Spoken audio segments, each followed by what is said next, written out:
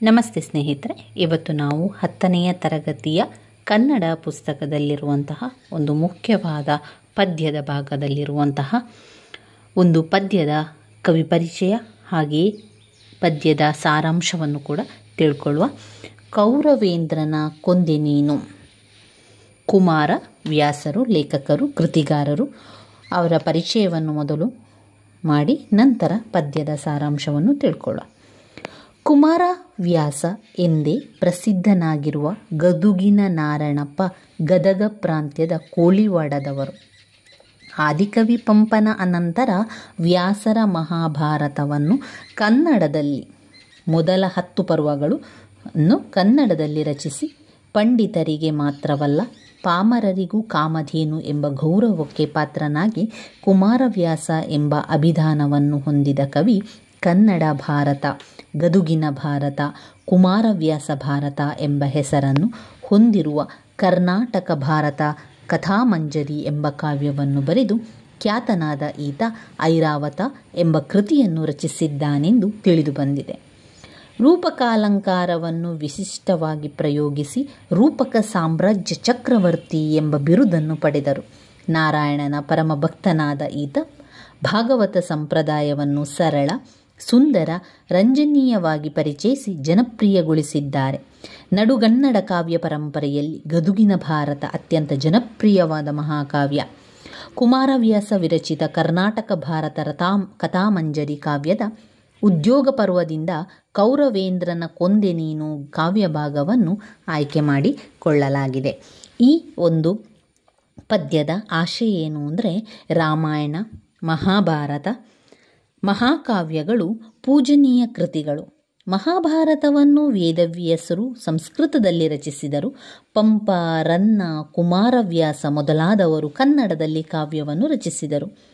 ಶ್ರವ್ಯ ಪರಂಪರೆಯಲ್ಲೂ ರಾಮಾಯಣ ಮಹಾಭಾರತ ಕಾವ್ಯಗಳು ಉಳಿದು ಬೆಳೆದು ಬಂದಿದೆ. ಉತ್ತಮ ಗುಣ ಸ್ವಭಾವಗಳನ್ನು ರೂಢಿಸಿಕೊಳ್ಳುವ ವ್ಯಕ್ತಿ ಎಷ್ಟೇ ಶೌರ್ಯ, ಸಾಹಸ, ವೀರತನವನ್ನು ಪಡೆದಿದ್ದರೂ ಸ್ವತಃ ಅವನಿಗಾಗಲಿ ಅವನ ಹಿರಿಯರಿಗಾಗಲಿ ಯಾವುದೇ ಉಪಯೋಗವಿಲ್ಲ. ದಾಯಾದಿಗಳೊಳಗಿನ ದ್ವೇಷಾಸೂಯೆಗಳು ನಮ್ಮ ಮನವನ್ನು ಮನೆಯನ್ನು ನಾಶಪಡಿಸುತ್ತದೆ ಎಂಬುದಕ್ಕೆ ಮಹಾಭಾರತ ಒಂದು ನಿದರ್ಶನ. ಕೃಷ್ಣ ಸಂಧಾನವು ದುರ್ಯೋಧನನ ಹಠದಿಂದ ತಿರಸ್ಕೃತವಾಗುತ್ತದೆ. ಯುದ್ಧ ಅನಿವಾರ್ಯವೆಂದಾಗ ಧರ್ಮ ಪಕ್ಷಪಾತಿಯಾದ ಕೃಷ್ಣನು ಭೇದತಂತ್ರವನ್ನು ಬಳಸಿ ಕರ್ಣನಿಗೆ ಜನ್ಮರಹಸ್ಯವನ್ನು ತಿಳಿಸುತ್ತಾನೆ. ಸಾಮಾನ್ಯನಿಗೆ ಅತಿಯಾದ ಸಂತೋಷವನ್ನು ನೀಡಬಹುದಾದ ಸಂಗತಿ ಅಸಾಮಾನ್ಯನು ಶೌರ್ಯಕ್ಕೆ, ದಾನಕ್ಕೆ, ಉದಾತ್ತತೆ, ಕರುಣೆಗೆ ಹೆಸರಾಗಿದ್ದ ಕರ್ಣನಿಗೆ ಎಂತಹ ಸಂಕಷ್ಟವನ್ನು ಉಂಟುಮಾಡಿತು.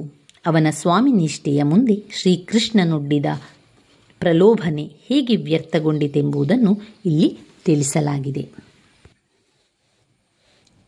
ಇನ್ನು ಕೌರವೇಂದ್ರನ ಕೊಂದೆ ನೀನು ಪದ್ಯದ ಸಾರಾಂಶ ಈ ರೀತಿಯಾಗಿದೆ.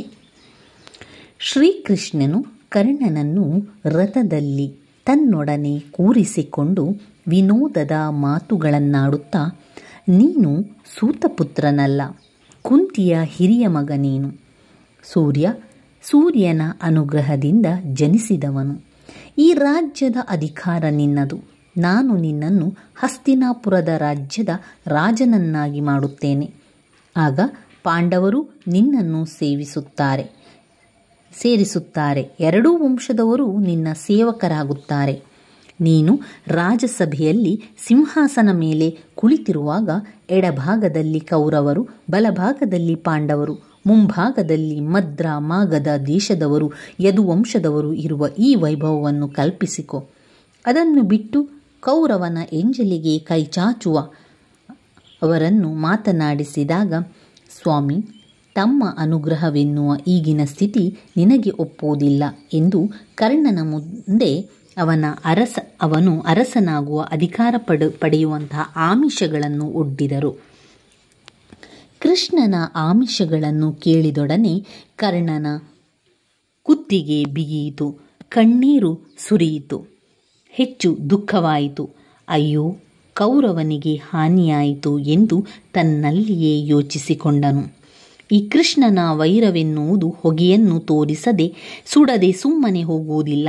ತನ್ನ ವಂಶದ ವಿಚಾರವನ್ನು ಬಂಧಿಸಿ ಕೊಂದನೆಂದು ಕರ್ಣ ಮನದಲ್ಲಿಯೇ ಚಿಂತಿಸಿದ.